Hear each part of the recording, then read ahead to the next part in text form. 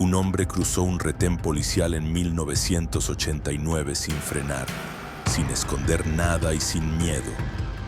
No estaba drogado, no estaba desesperado, estaba convencido de que era invisible.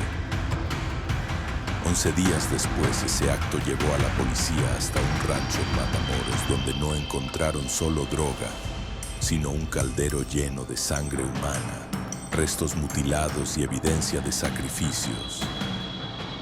En este video vamos a explicar cómo funcionaba ese sistema ritual, la nganga, qué prometía, por qué parecía dar resultados y qué error lo hizo colapsar. No desde el mito, sino desde la lógica que llevó a hombres armados a confiar su seguridad y su vida a un caldero. Hoy vamos a conocer la historia y el poder de los narcos satánicos de Matamoros.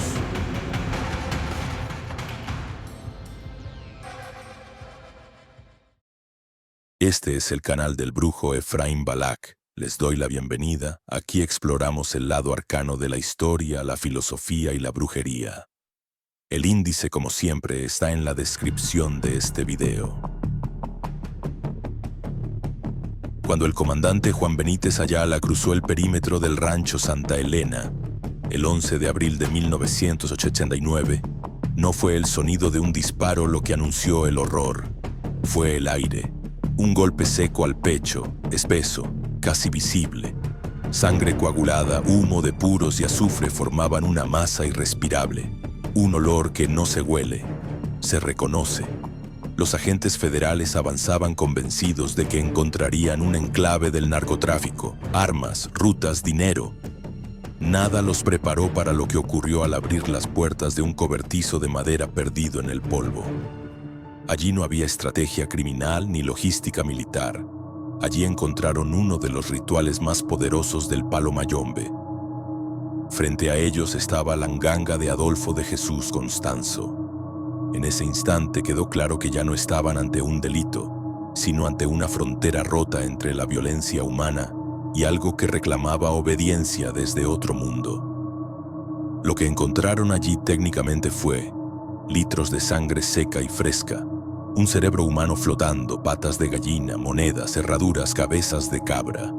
Y cuando la tierra alrededor cedió, salieron 12 cuerpos, entre ellos Mark Kilroy, un estudiante estadounidense cuya desaparición encendió la cacería, sin cerebro y sin columna. La pregunta ya no era si existía la fe, sino ¿en qué momento una promesa de protección deja de ser fe y se convierte en una orden? ¿Cómo logró un joven modelo de Miami convencer a curtidos narcotraficantes de que eran inmunes a las balas? Y sobre todo, ¿qué fuerza habitaba realmente en aquel caldero de hierro saturado de restos humanos y sacrificios? Para entender realmente este caso, debemos dejar de ver a estos hombres como simples psicópatas sedientos de sangre y empezar a verlos como clientes desesperados de un servicio de seguridad metafísico. En el mundo del narcotráfico, donde la esperanza de vida se mide en meses y la muerte viaja a 900 metros por segundo en forma de bala, rezarle a un santo bondadoso no es suficiente. Comenzaremos explorando el hallazgo del templo en detalle, examinando los objetos físicos encontrados en la escena, como los pentagramas pintados, el aguardiente y los collares de cuentas, para entender que esto era un sistema de creencias completo. Para comprender cómo se llegó a esto es vital revisar el linaje del padrino. Estudiaremos la formación de Constanzo en Miami, donde su madre lo introdujo en el Palo Mayombe y la santería, enseñándole desde niño a pactar con los muertos.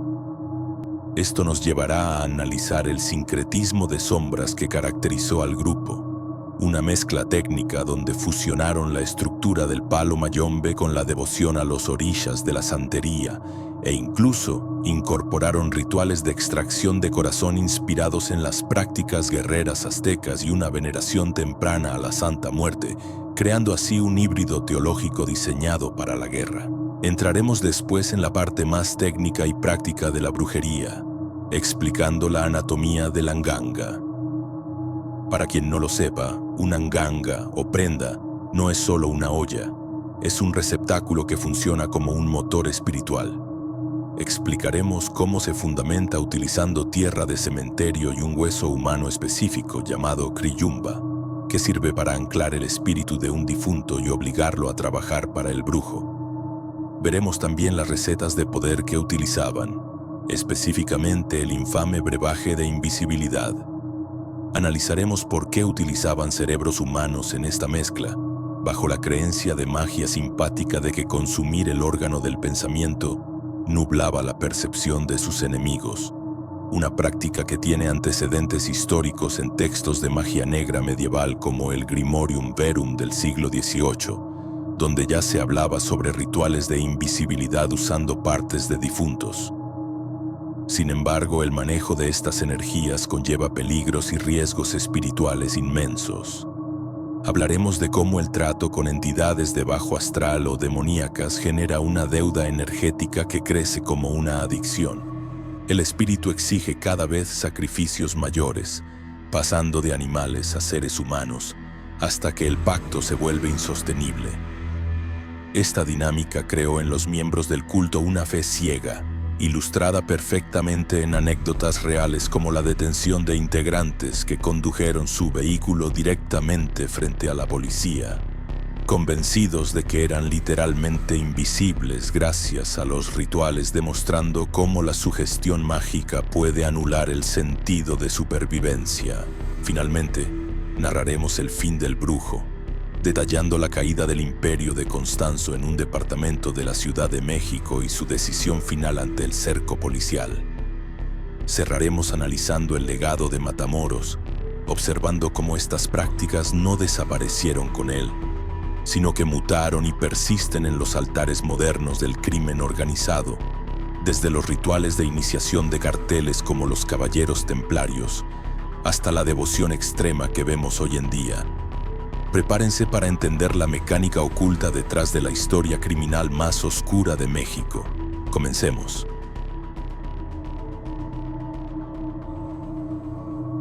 El hallazgo del templo.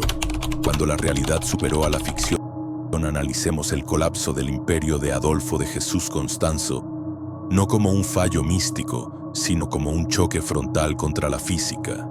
Para entender la caída de este culto, debemos aceptar que la magia opera bajo leyes de causa y efecto, no mediante caprichos que anulen la gravedad o la óptica.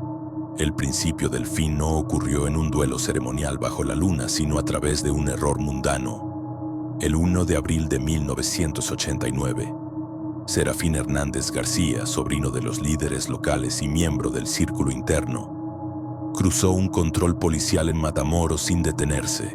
Su acción no nacía de la valentía, sino de un delirio absoluto provocado por la fe ciega.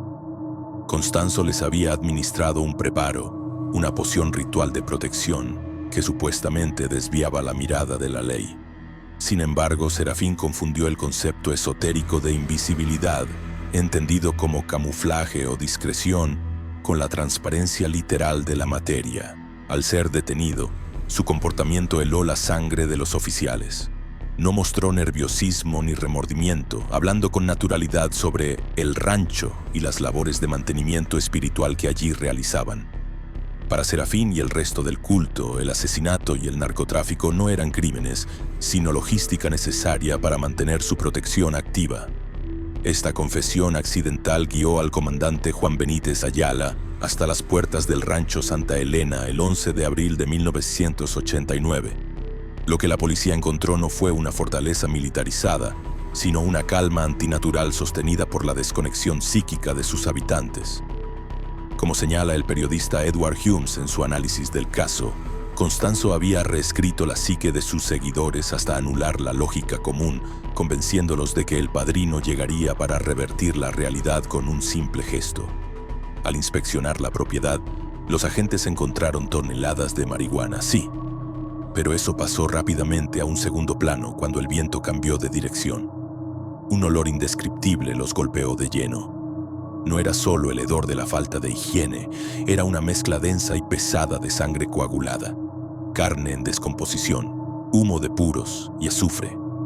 Ese aroma es inconfundible para quienes trabajamos con fuerzas densas. Es el olor de un espacio saturado, donde el aire se vuelve espeso como melaza. Siguiendo ese rastro, los oficiales llegaron a un cobertizo de madera y lámina, una estructura aparentemente insignificante que ocultaba el núcleo de la pesadilla. Al abrir las puertas, se enfrentaron a la nganga. Permítanme explicarles técnicamente qué estaban viendo sin misticismos baratos. Una nganga, en la tradición del palo mayombe, es un microcosmos, un mundo en miniatura gobernado por el palero. Tradicionalmente contiene tierra de cementerio, palos o maderas sagradas del monte y restos óseos de un difunto, el nefumbe, que sirve como mensajero y ejecutor. Es un pacto de colaboración entre el vivo y el muerto, pero lo que Constanzo tenía allí era una abominación nacida del exceso y la desmesura. Dentro de ese recipiente de hierro inmenso había una sopa viscosa y putrefacta que desafiaba toda proporción ritual. Contenía litros de sangre humana seca y fresca, un cerebro humano flotando entre la inmundicia, una tortuga asada, patas de gallina, monedas, herraduras y cabezas de cabra. No era un altar simbólico, era una caldera de fuerza bruta sobrecargada. En la lógica operativa distorsionada de Constanzo, el cerebro humano, la criyumba o cráneo, aunque aquí usado como tejido blando, servía para darle inteligencia al caldero, para que el espíritu pudiera pensar, planear y anticipar los movimientos de los enemigos mejor que un ser vivo. La tortuga se añadía para otorgar una protección impenetrable y longevidad, como un caparazón energético, y la sangre era el alimento vital, el prana rojo que mantenía toda esa maquinaria espiritual girando a revoluciones imposibles.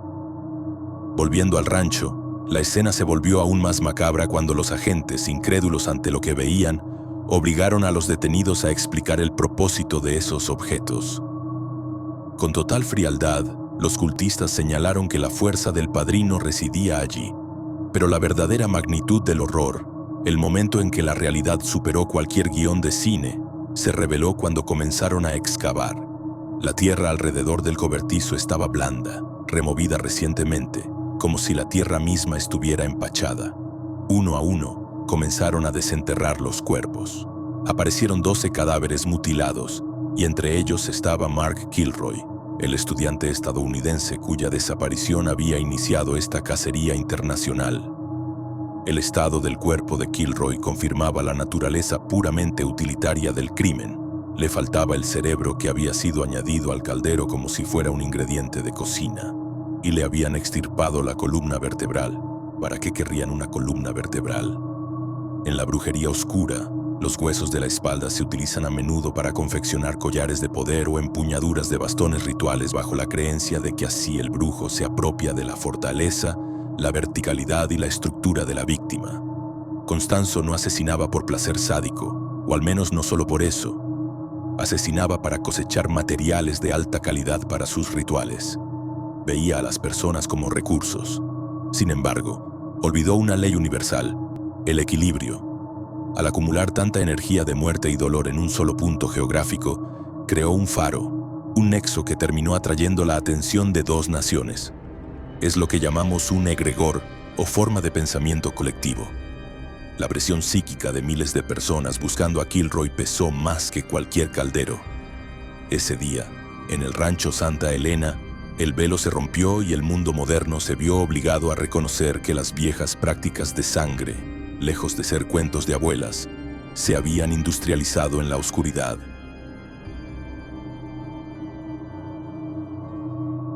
El linaje del padrino, la formación del brujo Constanzo. Para comprender la catástrofe final de Matamoros, debemos diseccionar su origen con precisión quirúrgica, pues en la magia operativa la raíz determina invariablemente la calidad del fruto.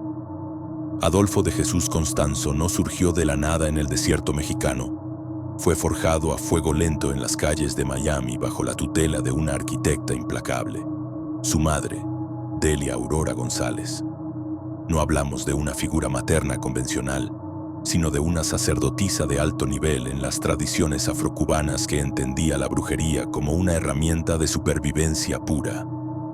Nacido en 1962, Adolfo aprendió desde la cuna una lección que marcaría su destino. La energía espiritual puede usarse para doblegar la ley de los hombres.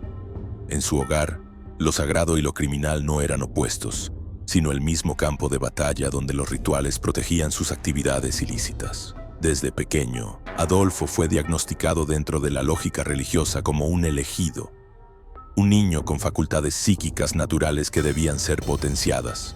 Sin embargo, en lugar de recibir una formación ética, su madre alimentó su ego inculcándole la peligrosa creencia de que era un ser superior destinado a reinar sobre los demás. Aquí encontramos la primera gran advertencia cultural de esta historia. Instruir a un iniciado en el manejo de poder real sin una base de conciencia moral es equivalente a entregar un arma cargada a un niño caprichoso. Es crucial hacer una distinción técnica aquí para no confundirnos, pues es un error común mezclar tradiciones. Adolfo no se limitó a la santería, o regla de Ocha, que busca la armonía, el equilibrio y la adoración de los orishas, santos. Su verdadera vocación, su camino de alma, fue el palo mayombe. Explicado de forma sencilla, si la santería es una petición diplomática al cielo en un salón de corte, el palo mayombe es un trato directo, sucio y pragmático con la tierra y los muertos en un cementerio. Siendo apenas un adolescente, Adolfo pasó por el ritual del rayamiento. Para los que no conozcan el término, esto no es un bautizo simbólico con agua, es una iniciación física y dolorosa.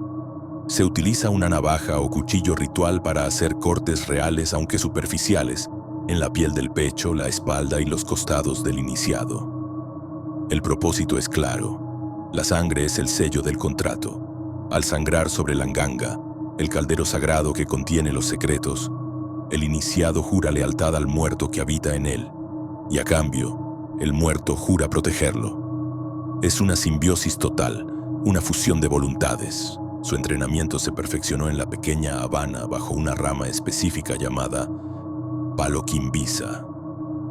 Según expertos en religiones afrocaribeñas como R. Andrew Chestnut, esta vertiente fundada por Andrés Petit en el siglo XIX se caracteriza por un sincretismo agresivo que mezcla elementos del catolicismo, la masonería y el vudú. Adolfo aprendió a operar bajo esta lógica acumulativa, utilizando el crucifijo en una mano y alimentando entidades oscuras con la otra, convirtiéndose en una enciclopedia viviente de rituales.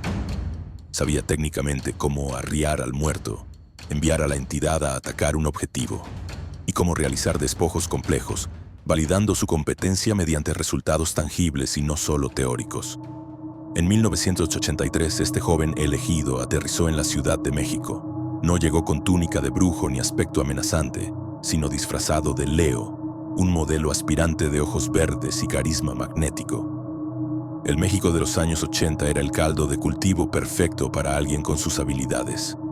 Una sociedad golpeada por la crisis, con una clase alta supersticiosa, corrupción política endémica y un narcotráfico naciente que buscaba protección a cualquier precio. Adolfo comenzó tirando las cartas y leyendo el tarot en la Zona Rosa, un barrio bohemio y cosmopolita de la capital. Pero pronto sus clientes se dieron cuenta de que él no jugaba a las adivinanzas vagas. Sus predicciones eran de una exactitud escalofriante porque utilizaba lo que llamamos clarividencia operativa. Él no te decía, veo un viaje en tu futuro. Él te decía, tienes un problema legal con un juez específico, tráeme tierra del juzgado y una gallina negra y lo arreglamos. Ofrecía soluciones tangibles a problemas reales, convirtiéndose en un solucionador de problemas para la élite. El salto final hacia el abismo ocurrió cuando Adolfo entendió que su verdadero negocio no estaba en las pasarelas ni en las consultas privadas de amor, sino en el control absoluto del inframundo criminal. Empezó a reclutar a hombres de poder, especialmente narcotraficantes, vendiéndoles lo que más anhelaban en su oficio de alto riesgo: control sobre el caos y protección contra la muerte. Hay una anécdota real y documentada que ilustra perfectamente cómo cimentó su autoridad. En una de sus primeras reuniones con capos de la droga, estos se mostraban escépticos y burlones ante ese joven carita de ángel que prometía invulnerabilidad. Adolfo, sin inmutarse ante sus armas, les describió con detalles precisos una operación de tráfico que les había fallado días antes, mencionando nombres, rutas y datos que nadie fuera del círculo íntimo podía saber. Acto seguido, realizó un zarayeye, un ritual de limpieza energética utilizando hierbas y un ave viva pasándola por el cuerpo, sobre uno de los líderes.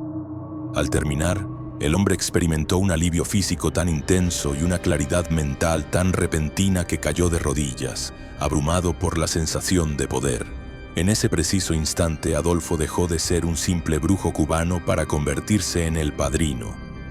Había validado su linaje no con promesas vacías, sino con resultados inmediatos que sus clientes podían sentir en su propia carne. Vamos a hacer un breve paréntesis para comentarte. La mayoría de las personas que me contactan, que no son pocas, me han pedido que explique más sobre demonología, entes y deidades que pueden ayudar en las intenciones del amor. Es por esa razón que me he tomado la molestia de crear la guía más completa que podrás encontrar sobre entes y demonios del amor. Incluye el sigilo correspondiente por cada uno y la forma de invocación para que pueda ayudarte. Es una guía muy completa. Este material lo dejo en un enlace en la descripción. Por otro lado, si te interesa profundizar más en la magia negra, tenemos un grupo privado donde está, por así decirlo, mi aquelarre de aprendices. Ahí conversamos y debatimos temas más profundos de la brujería. Las plazas son limitadas. El enlace también está en la descripción. Finalmente, si te interesa contactarme para algún trabajo de cualquier tipo, mi único correo es efraimbalak@gmail.com y mi única web es efraimbalak.org. No intenten comunicarse por otro medio. Gustoso les atenderé. Tengan en cuenta, por favor, que muchas personas intentan contactarse conmigo y a veces me resulta demoroso responder a todos, pero siempre lo hago. Para acabar, incluyo en la caja de descripción un regalo si están interesados en la magia negra y los hechizos de amor. Continuemos. Sincretismo de sombras, la mezcla de sistemas mágicos. En el mundo de la alta magia, existe una regla no escrita que separa tajantemente a los teóricos de biblioteca de los brujos operativos. La pureza es un lujo para los académicos, mientras que la eficacia es la única moneda que vale para quienes nos ensuciamos las manos. Adolfo de Jesús Constanzo jamás estuvo interesado en ser un purista teológico ni en preservar intactas las tradiciones de sus ancestros africanos como si fueran piezas de museo. Su objetivo era el poder absoluto, tangible y terrenal, y para obtenerlo creó lo que en antropología religiosa se denomina un bricolaje espiritual. Imaginen a un general que no le importa la nacionalidad de sus mercenarios siempre y cuando ganen la batalla. Así operaba Constanzo. Él entendió que si una entidad de un sistema no respondía con la velocidad deseada, podía llamar a otra de un panteón diferente para cerrar el trato. Si el palo mayombe era el cimiento de su estructura, la brujería mexicana tradicional servía de fachada, y la cultura pop estadounidense, aunque suene increíble, funcionó como el manual de instrucciones para adoctrinar a sus seguidores. La columna vertebral de su sistema siempre fue el palo mayombe, pero es vital hacer una distinción técnica aquí para no perdernos. No practicaba un palo ortodoxo, sino que se basaba en la rama quimbisa. Esta corriente fue fundada en Cuba en el siglo XIX por Andrés Petit, una figura histórica fascinante que decidió mezclar la fuerza cruda de las religiones congas con la iconografía del catolicismo y la estructura jerárquica de la masonería. La quimbisa ya es sincrética por naturaleza. Toma la fuerza del muerto africano y la viste con santos católicos para que pueda operar bajo las narices de la iglesia sin levantar sospechas. Constanzo tomó este modelo híbrido y lo llevó al extremo. En su altar, la policía no solo encontró calderos de hierro con sangre, encontró imágenes de santos católicos, estatuas de budas orientales, símbolos de la Santa Muerte, que apenas comenzaba a emerger públicamente en aquel entonces y no tenía la popularidad masiva de hoy, y amuletos de santería. ¿Por qué mezclar tanto? Porque cada sistema cubre una necesidad distinta en la vida del criminal. La santería le daba la apariencia de legitimidad y conexión con los santos para la salud.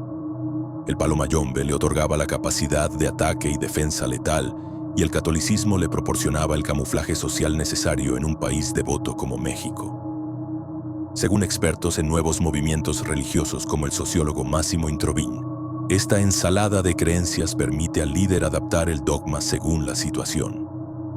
Si necesita piedad, cita la Biblia. Si necesita sangre, invoca al Congo. Sin embargo, hay un elemento en este sincretismo que a menudo se ignora en los reportes oficiales y que es fundamental para entender la psique manipuladora de Constanzo: la influencia directa del cine de Hollywood. Esto puede parecer una interrupción absurda en un relato de terror real, pero presten atención, porque es un dato verificable y clave. Adolfo estaba obsesionado con la película The Believers, conocida en español como Los Creyentes, estrenada en 1987. En esta cinta, un culto utiliza sacrificios humanos, específicamente de niños, para obtener poder político y dinero. Constanzo no vio esto como una obra de ficción o entretenimiento, lo vio como un documental, como una validación externa de sus propias teorías. Obligaba a sus seguidores, narcotraficantes rudos, violentos y sin educación esotérica, a ver la película una y otra vez. Les decía: miren, así es como funciona. Esto es lo que hacen los hombres poderosos en Estados Unidos para mantenerse arriba. Utilizó una ficción comercial para catequizar a sus fieles. Esto es una maniobra de control mental brillante. Al ver sus prácticas reflejadas en una pantalla de cine, los narcos sentían que eran parte de una élite secreta global, normalizando así el horror. Profundicemos ahora en la mecánica interna de su altar para que entiendan la gravedad operativa de esta mezcla. En un ritual estándar de Palo Mayombe se respeta profundamente al Nefumbe, el espíritu del muerto que vive en el caldero. Se le trata como a un socio o un ancestro con el que se pacta un intercambio justo. Constanzo, sin embargo, aplicó la mentalidad empresarial del narcotráfico al mundo espiritual. Para él, el muerto no era un socio, era un empleado, y si no trabajaba o no daba resultados, se le castigaba o se le sometía espiritualmente. En Sunganga, los agentes encontraron una aberración. No solo había huesos humanos, sino también figuras de plástico, juguetes, herramientas y parafernalia moderna. Esto rompe con toda tradición clásica, pero sigue una lógica mágica oscura conocida como la ley de contagio. Esta ley establece que cualquier objeto que haya estado en contacto con una persona, una emoción o un concepto, retiene esa vibración permanentemente. Al arrojar al caldero objetos que representaban a sus enemigos o elementos que simbolizaban riqueza moderna, Constanzo creía estar atando esas fuerzas específicas a su voluntad, mediante la descomposición controlada en el caldero. No era religión en el sentido devocional, era ingeniería metafísica aplicada al crimen organizado. Finalmente debemos abordar la figura del santo en su esquema mental, algo que confunde a los profanos. La respuesta yace en una interpretación utilitaria del catolicismo popular, donde los santos no son modelos de virtud, sino entidades burocráticas sobornables. Si la ofrenda a San Judas Tadeo es suficientemente grande, el santo debe cumplir su parte, sin importar si la petición implica cruzar droga por la frontera. Esta visión transaccional elimina la culpa y el compás moral, permitiendo a los criminales operar creyendo genuinamente que tienen respaldo divino. Constanzo creó un sistema donde Dios y el diablo no eran enemigos, sino dos proveedores de servicios en un mismo mercado, vendiéndose a sí mismo como el único intermediario autorizado para negociar con ambos. La anatomía de la nganga, el motor espiritual. Entramos en la verdadera sala de máquinas del horror, el centro palpitante de la bestia. Para comprender por qué Adolfo de Jesús Constanzo se sentía intocable en Matamoros, debemos dejar de mirar al hombre y examinar su herramienta principal. No hablamos de varitas mágicas ni pentagramas de tiza, sino de la nganga. Para quienes operan en la realidad de la brujería, este objeto es una entidad viva que respira, exige y devuelve el golpe con fuerza devastadora. La prensa la llamó caldero, evocando una cocina doméstica, pero reducir una nganga a un utensilio culinario es tan absurdo como llamar fogata a un volcán activo. Para entender el hallazgo policial, debemos diseccionar la pieza como cirujanos forenses de lo oculto. Una nganga, conocida en la tradición como prenda, es literalmente un microcosmos gobernado por la voluntad del brujo. El recipiente debe ser siempre de hierro, metal asociado en la cosmogonía africana con Ogún, el orisha del monte y la fuerza bruta. El hierro no solo contiene los materiales físicamente, sino que actúa como un pararrayos, conduciendo y aterrizando la electricidad espiritual en la Tierra. Dentro de ese metal, el palero deposita su universo personal mediante tierras recogidas en puntos estratégicos. La lógica operativa es de propiedad territorial estricta. Si el caldero contiene tierra de una cárcel, el brujo reclama influencia energética sobre la ley y el encierro.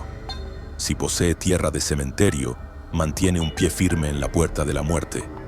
Es un dominio absoluto concentrado en un diámetro de medio metro. Sin embargo, la tierra y el hierro son solo la casa.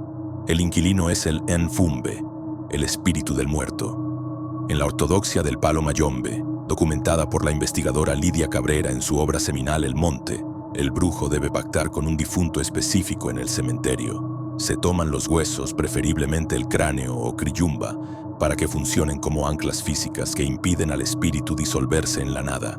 Sin hueso no hay muerto, y sin muerto no hay magia operativa. Adolfo de Jesús Constanzo rompió esta regla dorada. En lugar de negociar con difuntos olvidados, decidió fabricar sus propios muertos frescos, creyendo que al sacrificarlos él mismo obtenía un vínculo de obediencia absoluto e irrompible. Cuando la policía revisó el contenido del caldero en el rancho Santa Elena, encontró restos humanos que no eran antiguos, sino recientes, con tejido aún adherido. Constanzo creía firmemente que al sacrificar a la víctima él mismo, el vínculo de obediencia era absoluto e irrompible, pues él era el dueño metafísico de la muerte de esa persona. Buscaba específicamente cerebros humanos y columnas vertebrales completas, porque estas piezas, en su lógica operativa, el cerebro otorgaba al caldero la capacidad de pensar, de ser una inteligencia estratégica que pudiera burlar a la DEA y a la policía, mientras que la columna vertebral, el eje que nos mantiene erguidos, le daba estructura y fortaleza al trabajo. No era sadismo por placer, era una búsqueda de funcionalidad macabra. Quería un espíritu que no solo golpeara a ciegas como un animal rabioso, sino que planeara como un general. El siguiente componente vital en esta anatomía son los palos, las ramas de árboles sagrados que dan nombre a la religión, palo mayombe. No son simple leña para el fuego, son herramientas con alma, llaves que abren y cierran puertas en la naturaleza. Cada tipo de madera tiene una virtud específica reconocida por la tradición. El palo vence batalla, sirve para ganar disputas legales o físicas. El palo rompe hueso para destruir la resistencia del enemigo. El palo abre camino para la suerte y el flujo de dinero.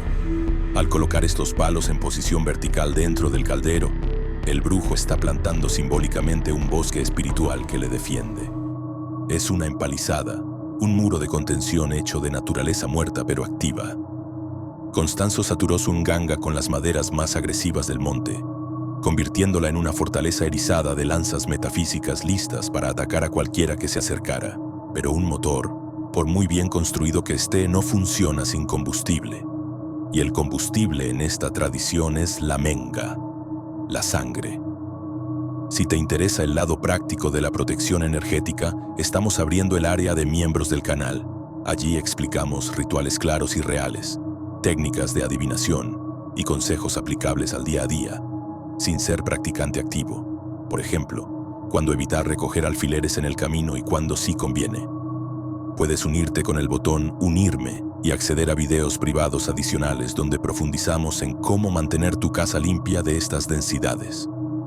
Volviendo al combustible del caldero, la sangre en el palo mayombe es vista como vida líquida concentrada.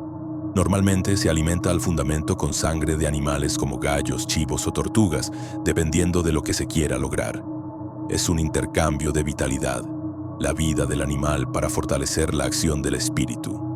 Pero Constanzo, en su delirio de grandeza mesiánica, decidió que la sangre animal no tenía suficiente octanaje para las ambiciones de un cártel de drogas internacional. Él necesitaba combustible nuclear, y eso, en su mente enferma, solo podía provenir del ser humano. Según estudios antropológicos sobre la violencia ritual, como los del experto Todd Ramón Ochoa, el sacrificio humano en contextos modernos suele aparecer cuando el grupo siente que los métodos tradicionales ya no son suficientes para controlar un entorno caótico y hostil. Constanzo llevó esto al límite. Alimentaba su nganga constantemente, creando un ciclo de adicción energética. El caldero pedía más, y él le daba más, convencido de que esa sangre humana era el escudo impenetrable que mantenía a sus socios fuera de la cárcel y a sus enemigos bajo tierra. Al final, lo que construyó no fue un templo de sabiduría, sino un horno espiritual inestable que terminó consumiéndolos a todos.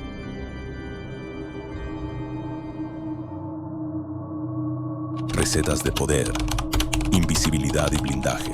Adentrémonos en el capítulo más perturbador de esta historia, donde la teoría abandona los libros para mancharse las manos de grasa y tierra. Si la enganga funcionaba como el motor espiritual del culto, las recetas que Adolfo de Jesús Constanzo cocinaba en ella eran el combustible vital. En la brujería operativa real no nos conformamos con la oración pasiva. Preparamos el cuerpo modificándolo energéticamente mediante la ingesta y el contacto directo. Constanzo comercializaba 2 productos estrella para los cárteles, cobrando fortunas por promesas imposibles: la invisibilidad ante la ley y el blindaje contra las balas. Sus seguidores, hombres curtidos en la violencia, creían con fe inquebrantable que podían caminar frente a una patrulla sin ser detectados o recibir un impacto en el pecho sin caer. Desglosemos primero la famosa invisibilidad para desmontar los mitos de ciencia ficción y entender la lógica tras la locura. En la alta magia, este concepto no implica volverse transparente como el cristal, sino manipular la atención ajena a nivel vibratorio. El objetivo del ritual es crear un punto ciego morpsicológico, logrando que la mente del policía se niegue a registrar tu presencia. Constanzo aplicaba aquí el principio de la magia simpática descrito por antropólogos como James Fraser. La idea fundamental de que lo semejante produce lo semejante. Para fabricar este brebaje de sombras, utilizaba coyotes hervidos buscando transferir la astucia natural del animal para moverse sin ser visto en el monte. También empleaba gallinas negras sacrificadas a medianoche, intentando envolver al cliente en la esencia misma de la oscuridad. Sin embargo, el ingrediente secreto cruzaba todas las líneas morales. Dedos de manos y pies de cadáveres humanos. La lógica operativa es escalofriante pero precisa. En la brujería de rastro, los muertos no dejan huellas al caminar. Constanzo enseñaba que, al portar la esencia física de alguien que ya no pisa este mundo, el vivo se vuelve tan inasible como un difunto. El error fatal de Serafín Hernández no fue la falsedad de la magia en sí misma, sino su propia arrogancia. Confundió una sugestión espiritual que requiere sigilo con una invisibilidad óptica absoluta, actuando como quien conduce con los ojos cerrados confiando en un amuleto. El segundo producto, y quizás el más solicitado en un negocio donde la muerte viaja a 900 metros por segundo, era el blindaje contra el plomo, lo que en el argot de la brujería llamamos tener el cuerpo cerrado. La promesa de ser inmune a las balas es el santo grial de cualquier guerrero en la historia. Constanzo no inventó esto. La humanidad lleva siglos intentándolo. Tenemos ejemplos históricos claros, desde los boxers en China a principios del siglo XX, que luchaban contra las potencias coloniales a pecho descubierto, hasta los rebeldes de la revuelta Maji-Maji en África, quienes creían firmemente que el agua sagrada y los rituales convertían las balas enemigas en inofensivas gotas de lluvia. Adolfo adaptó esta creencia ancestral y universal al contexto brutal del narco mexicano, utilizando la agresividad del palo mayombe y la ley de contagio. La lógica era brutal pero internamente coherente. Para resistir el ataque debes consumir el ataque. En Sumganga, los agentes encontraron miles de escorpiones, arañas venenosas y serpientes de cascabel. Constanzo hacía que sus seguidores ingirieran pequeñas cantidades de estos venenos o se bañaran con el agua fétida, donde estos animales habían muerto y se habían descompuesto. La premisa es similar a la de una vacuna antigua: inyectar una dosis controlada de muerte y peligro para que el cuerpo reconozca y rechace la muerte externa cuando ésta llegue en forma de metal. Además, utilizaba la columna vertebral de las víctimas para reforzar la estructura ósea del cliente, bajo el lema de que el muerto recibe la bala por ti, actuando como un escudo invisible. Esto generaba lo que el investigador Thomas Green denomina disociación instrumental. Un sicario que cree ser inmortal pelea con una ferocidad que a menudo paraliza al enemigo, permitiéndole sobrevivir a situaciones imposibles gracias a la pura audacia y la falta de miedo. Finalmente, debemos abordar el aspecto más grotesco y difícil de digerir de estas recetas: el consumo directo o canibalismo ritual. No bastaba con untar sangre o portar huesos en una bolsa, había que ingerir la esencia del otro para apropiarse de ella. Adolfo preparaba lo que sus seguidores llamaban sin ningún eufemismo, sopa de cerebro. Tras el sacrificio de una víctima seleccionada, como fue el trágico caso del estudiante Mark Kilroy, el cerebro era extraído y hervido en el caldero junto con sangre y hierbas especiales. Los líderes del culto, incluido el propio Constanzo, comían de esto. Aquí regresamos a la creencia tribal más antigua y oscura de la humanidad: comer al enemigo para obtener su fuerza vital o mana. La lógica era específica y perversa. Si comes el corazón, obtienes su valentía.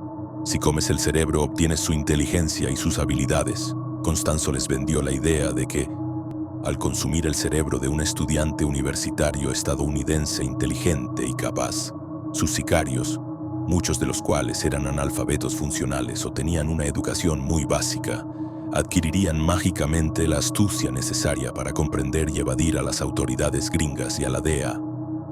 Es una lógica de apropiación directa de talentos ajenos mediante la digestión. Estudios académicos sobre canibalismo ritual sugieren que este acto también sirve para deshumanizar completamente a la víctima, reduciéndola a simple ganado espiritual, y para unir al grupo en un secreto inconfesable y atroz.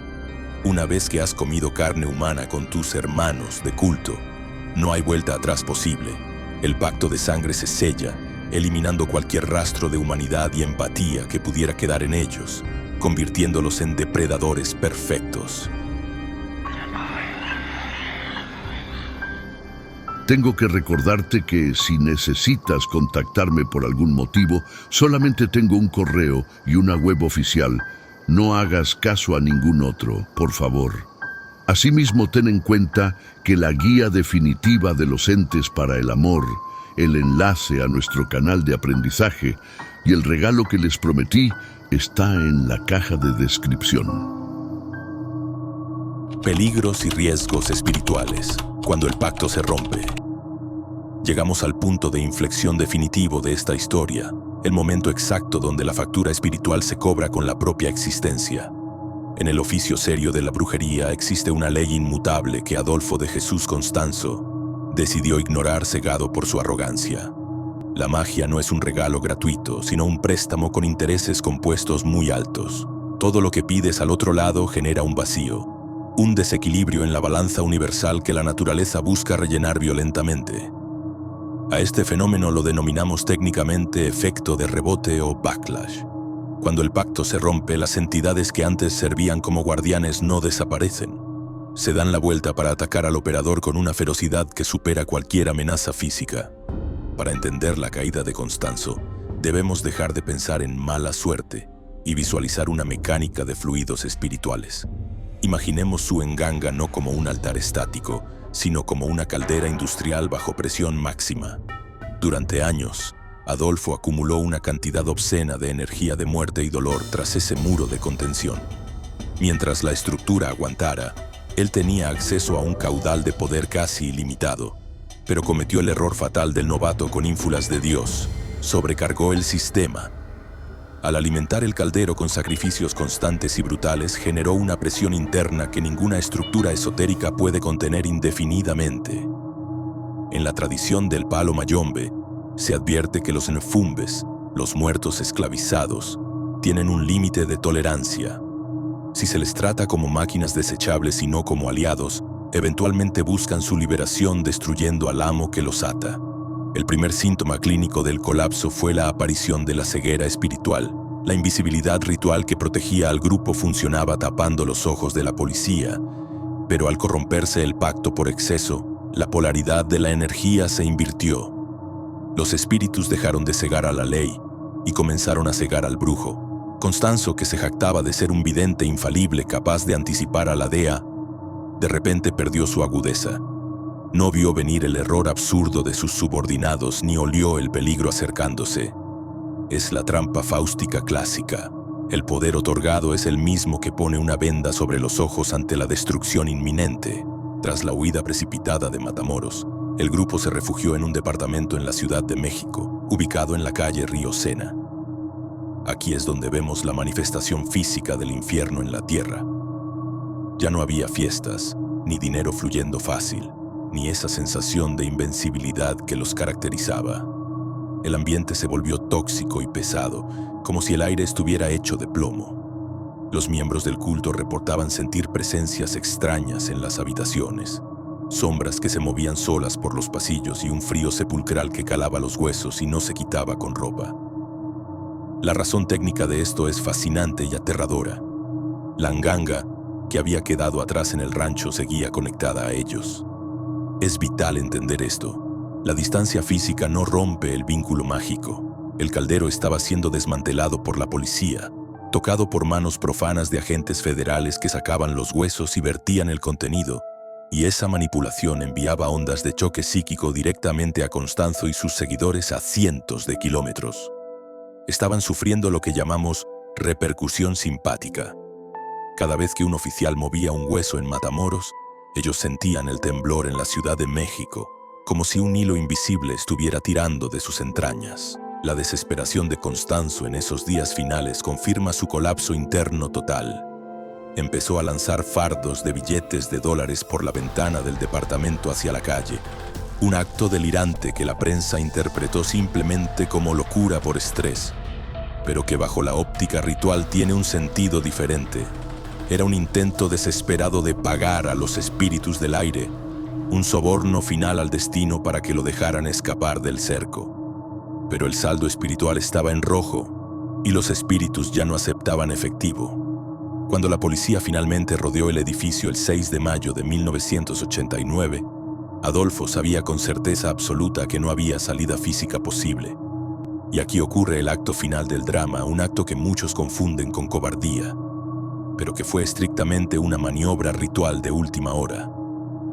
Constanzo no se entregó, no permitió que lo cazaran sus enemigos vivos. En su lógica torcida, si la policía lo mataba, él perdía el poder y su alma sería capturada y humillada. Pero si moría por mano propia o por mano de un discípulo leal bajo sus órdenes, él mantenía el control de su tránsito al otro lado. Ordenó a Álvaro de León Valdés, alias el Dubi, que lo matara. «¡Dispárame!», le gritó en medio del tiroteo mientras el gas lacrimógeno llenaba el lugar. No fue una petición de piedad, fue una orden jerárquica de un comandante a su soldado. El Dubi, temblando y obedeciendo la última voluntad de su Dios viviente, descargó una ráfaga de ametralladora sobre Constanzo y su amante, Martín Quintana, dentro de un armario. Este acto final, el suicidio por poder, cerró el círculo de sangre. Adolfo creía que al morir así, bajo sus propios términos y bañado en violencia, se convertiría en un enfumbe extremadamente poderoso, una entidad libre que no podría ser juzgada por la ley humana. Fue su última gran estafa, intentar engañar a la muerte convirtiéndose en su verdugo voluntario. La lección aquí es brutal y clara para cualquiera que quiera escuchar. Puedes jugar con las reglas de la magia por un tiempo, puedes doblarlas a tu favor, pero cuando intentas romperlas sistemáticamente, el sistema se corrige solo. Y la corrección siempre implica la aniquilación total del operador. El pacto se cumplió al pie de la letra. Él pidió poder absoluto sobre la vida y la muerte, y al final, la muerte reclamó su poder absoluto sobre él. Fe ciega. Anécdotas de la inmunidad fallida. Entramos ahora en el terreno más resbaladizo y trágico de toda esta historia. El punto exacto donde la mente humana se quiebra bajo la presión de una creencia imposible. En el oficio de la brujería operativa, sabemos que la fe es un motor que impulsa la intención, pero cuando esa fe se desconecta de la realidad física, se transforma en un delirio suicida. Adolfo de Jesús Constanzo no vendía simplemente servicios de protección a sus clientes, les vendía una realidad alternativa completa. Sus seguidores no esperaban sobrevivir a los enfrentamientos por azar. Ellos sabían que eran inmortales con la misma certeza absoluta con la que sabemos que el fuego quema.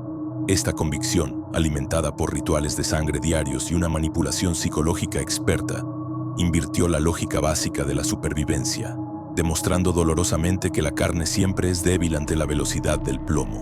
Para dimensionar esta ceguera colectiva debemos analizar el comportamiento de los sicarios en el momento de la verdad. No hablamos de fanáticos abstractos, sino de narcotraficantes que conocían el negocio de la muerte. Sin embargo, bajo la influencia de Constanzo, olvidaron sus instintos básicos. El caso más emblemático es el de Álvaro de León Valdés, alias El Tubi. Este hombre era un ejecutor entrenado, pero durante el asedio final en el departamento de la calle Río Sena, actuó bajo una programación mental que desafía la razón. Mientras la policía rodeaba el edificio y los gases lacrimógenos asfixiaban el aire, él no buscó cobertura detrás de los muebles.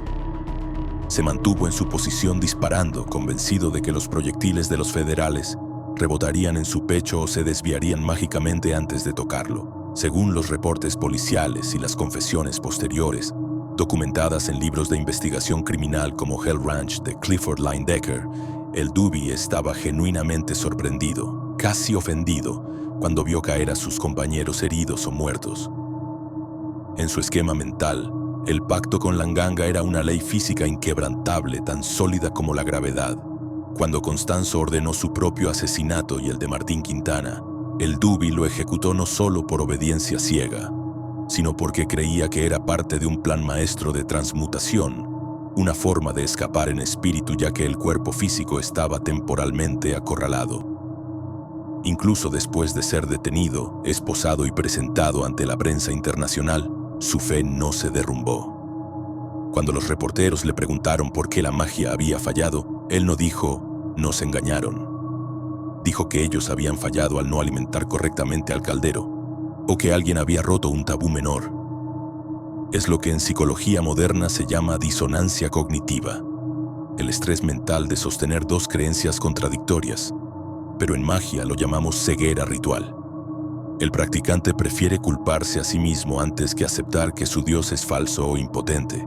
Otra anécdota real que ilustra esta desconexión total ocurrió meses antes del final, y nos ayuda a entender cómo se cimentó esta fe ciega en primer lugar. Se cuenta que Serafín Hernández y otros miembros del culto transportaban grandes sumas de dinero en efectivo y cargamentos de droga a través de retenes militares en la frontera. Constanzo les había dado unos resguardos, pequeños saquitos de tela roja preparados con hierbas, monedas, tierras y huesos, y les aseguró que, si los llevaban puestos y no mostraban miedo, serían invisibles ante los ojos de la autoridad. Y aquí viene el truco del diablo. Funcionó. Pasaron. Cruzaron retenes donde los soldados, quizás cansados, aburridos, distraídos o incluso sobornados por otros grupos, simplemente no los revisaron a fondo. Para una mente racional esto fue suerte, estadística o incompetencia policial, pero para la mente mágica del adepto fue la confirmación empírica de un milagro. Cada vez que pasaban un retén sin ser detenidos, la leyenda de la invulnerabilidad crecía exponencialmente. Se reforzó el circuito de creencia. Llegaron al punto de creer que podían caminar con las bolsas de dinero en la mano frente a la policía, y que los agentes verían bolsas de mandado o simplemente no verían nada.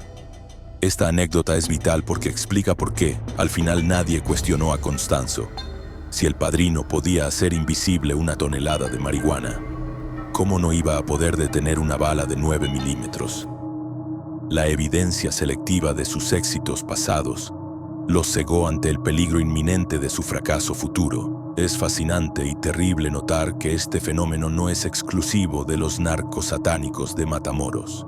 Es un patrón histórico recurrente que se repite siempre que la desesperación humana se encuentra con el misticismo bélico. Podemos compararlo directamente con la rebelión de los Boxers en China a finales del siglo XIX. Al igual que los seguidores de Constanzo, los Boxers eran guerreros nacionalistas que realizaban rituales complejos, tragaban cenizas de amuletos quemados y creían firmemente que las armas de fuego modernas de las potencias occidentales no podían herirlos. Se lanzaban contra las ametralladoras con el pecho descubierto, cantando mantras de protección, solo para ser masacrados por miles en cuestión de minutos. La mecánica psicológica es idéntica. Un líder carismático convence al grupo de que las leyes espirituales han superado a las leyes físicas. En el caso de Matamoros, el despertar fue igualmente brutal. La realidad física tiene una costumbre muy fea de imponerse al final sobre cualquier fantasía. Cuando las balas de la policía atravesaron las paredes del departamento en la calle Río Sena, no hubo campo de fuerza, no hubo desvío milagroso ni intervención divina. La sangre que corrió fue roja, caliente y real, no mística. La tragedia final de esta inmunidad fallida es que murieron y mataron, basándose en una mentira operativa fundamental. No entendieron que en la verdadera brujería la mejor protección no es creer que eres Superman, sino tener la sabiduría y la intuición para no ponerte nunca en la trayectoria de una bala. Constanzo les robó el instinto de supervivencia, la herramienta más básica que la naturaleza nos dio para seguir vivos, y la reemplazó con una soberbia espiritual que les costó la vida y el alma.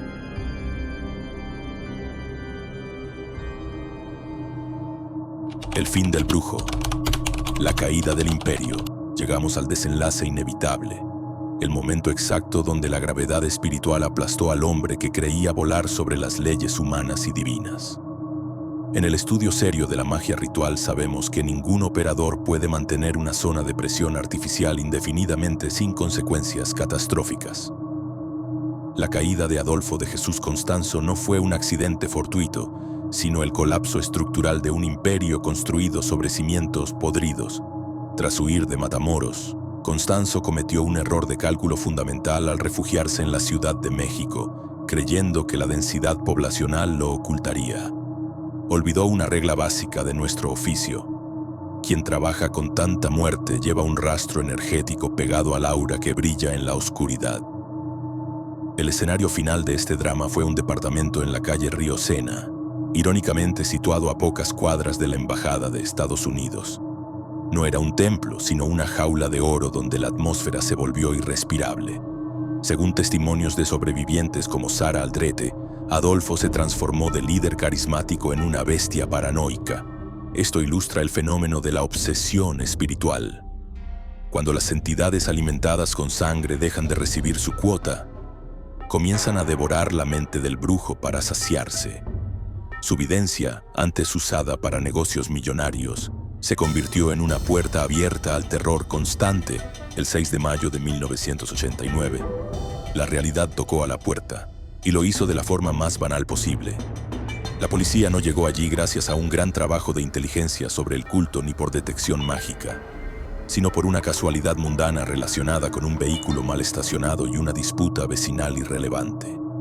Los espíritus, en su ironía suprema, permitieron que un error trivial derrumbara al gigante que se creía intocable.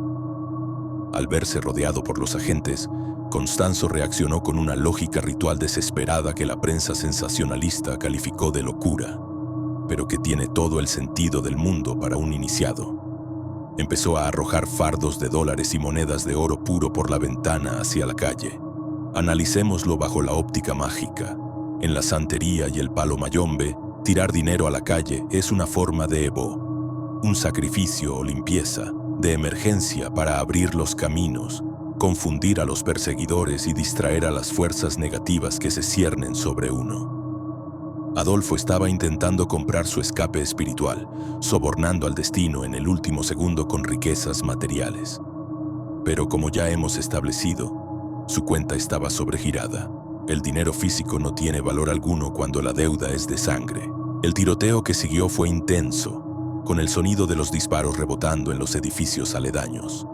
Desde la ventana, Constanzo disparaba con una ametralladora Uzi, no con la esperanza real de ganar una guerra contra todo el cuerpo policial de México, sino con la furia del que sabe que el juego ha terminado. Y aquí llegamos al acto final, el momento que separa al criminal común que se rinde del fanático convencido que busca trascender.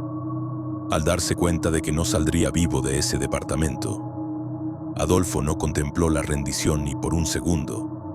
Para un brujo de su calibre y ego desmedido, la cárcel no era una opción. Ser capturado significaba ser atado espiritualmente, perder su poder y ser humillado por hombres que él consideraba inferiores. En su cosmovisión torcida, la única forma de conservar su jerarquía y su dignidad era eligiendo el momento y la forma de su propia muerte. Se encerró en un cuarto trasero con su amante y mano derecha, Martín Quintana. Entonces, llamó a Álvaro de León Valdés, el Dubi, y le dio la orden final y definitiva. No le pidió que lo defendiera, le ordenó que lo ejecutara. «Mátame, no me van a agarrar vivo», le gritó. Según los reportes forenses y las confesiones posteriores detalladas en investigaciones académicas como la de Hugh B. Urban en su libro Magia y Violencia en México, Constanzo abrazó a Quintana y exigió recibir las balas para liberar sus almas. El Dubi, programado mentalmente para obedecer ciegamente a su padrino como si fuera la voz de un dios viviente, levantó la ametralladora y disparó una ráfaga a quemarropa. Las balas destrozaron a ambos. Adolfo murió creyendo firmemente que este acto no era un suicidio, sino una transmutación alquímica. En el Palo Mayombe existe la creencia oscura de que un brujo poderoso que muere violentamente y por voluntad propia se convierte en un enfumbe, un espíritu temible, una entidad libre de las leyes humanas que puede seguir operando desde el otro lado. Él no quería morir, quería cambiar de estado, convertirse en la entidad que atormentaría a sus enemigos para siempre. Cuando la policía finalmente logró entrar al departamento entre el humo de los gases lacrimógenos, el silencio era sepulcral. Encontraron los cuerpos acribillados de Constanzo y Quintana dentro del armario, una imagen grotesca y patética que contrastaba brutalmente con la promesa de invulnerabilidad divina que Adolfo había vendido durante años. La famosa invisibilidad falló, el blindaje contra las balas falló, y el dinero tirado a la calle no compró su libertad ni un minuto más de vida. La caída del imperio de Constanzo nos deja una lección operativa brutal y necesaria. La magia puede alterar las probabilidades, puede influir en la mente y puede crear imperios temporales, pero no puede anular la realidad física para siempre. El brujo que olvida que es humano, que olvida que sangra y que muere como cualquier otro, está condenado a ser devorado por su propia creación. Adolfo construyó un templo al ego y lo alimentó con vidas inocentes. Al final, ese templo se derrumbó sobre su cabeza, recordándonos que en el mundo oculto nadie se va sin pagar la cuenta completa. El legado, de Matamoros a los altares modernos. Llegamos al epílogo de esta tragedia, pero cuidado, porque en el mundo de los flujos energéticos los finales rara vez son definitivos. La energía no se destruye, solo cambia de recipiente. Muchos asumen erróneamente que la historia de los narcos satánicos terminó con la lluvia de plomo en la calle Río Sena en 1989. Pero quienes observamos la historia oculta sabemos que Adolfo de Jesús Constanzo no fue el cierre de un capítulo, sino el paciente cero de una nueva era. Él infectó el sistema nervioso del narcotráfico con una semilla teológica que sigue mutando hasta hoy. El verdadero legado de Matamoros no son los huesos enterrados en el desierto, sino la normalización absoluta de la oscuridad como herramienta de trabajo. Constanzo enseñó a los criminales modernos que el miedo es un recurso renovable y que el pacto con entidades densas ofrece una ventaja táctica que la moral tradicional no puede dar. Antes de la llegada de Constanzo, el narcotraficante promedio encajaba en el arquetipo del bandido social, un hombre que buscaba redención rezando a la Virgen de Guadalupe y respetaba, aunque fuera superficialmente, la jerarquía de la iglesia. Existía una línea moral borrosa que Adolfo borró con sangre y pragmatismo puro. Él introdujo lo que el académico R. Andrew Chestnut denomina la funcionalidad pragmática de la magia en el crimen. Demostró a los capos que mantener un altar lleno de restos no era una aberración de locos, sino una necesidad logística del negocio, tan vital como un camión blindado o una radio encriptada. Este modelo de secta cártel se replicó en grupos posteriores como la Familia Michoacana o los Caballeros Templarios, donde el líder asume también el rol de guía espiritual, exigiendo una devoción religiosa estricta. Sin embargo, lo que Adolfo dejó atrás fue una receta operativa que otros copiaron sin entender la química profunda y peligrosa que la sostiene. Hoy en día, las autoridades encuentran constantemente ecos distorsionados de aquel cobertizo en Matamoros. Un ejemplo concreto y aterrador ocurrió en octubre de 2019, durante una redada contra el grupo La Unión Tepito en la Ciudad de México.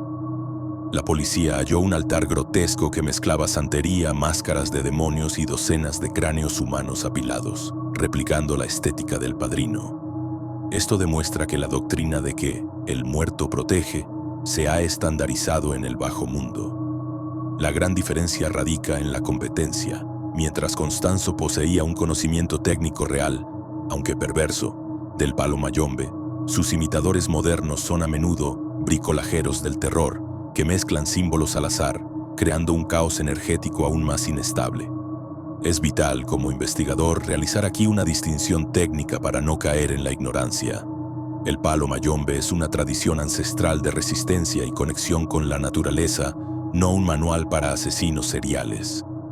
Constanzo rompió el tabú de la sangre, convirtiendo el sacrificio sagrado en homicidio utilitario. Este daño a la reputación obligó a los verdaderos tatas y yayas, sacerdotes legítimos, a llevar su práctica a las catacumbas sociales para evitar el linchamiento mediático.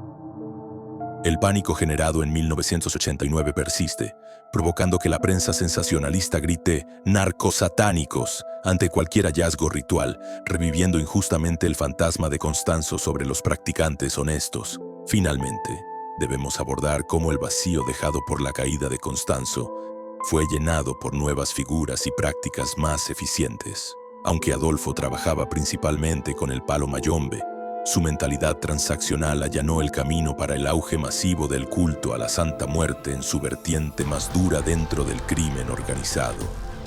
Ojo, no estoy diciendo que la Santa Muerte sea mala en sí misma ni que sea lo mismo que lo que hacía Constanzo. La Niña Blanca es una figura compleja que ofrece consuelo a millones de marginados. Sin embargo, el modus operandi del narco cambió por razones prácticas. Los criminales se dieron cuenta de que mantener una nganga con sacrificios humanos frescos era logísticamente complicado, sucio, y atraía demasiada atención policial por el olor y los restos biológicos, exactamente el error que condenó a Adolfo. Así que el legado evolucionó hacia la eficiencia operativa. En lugar de un caldero pesado lleno de restos en descomposición, los altares modernos tienen a la Santa Muerte, una figura portátil y limpia. La lógica espiritual, sin embargo, es exactamente la misma que Constanzo implantó: el pago por evento. La mentalidad es: te doy tequila, te doy humo de marihuana, te pongo balas de oro, y tú me cuidas el cargamento o desvías a la policía.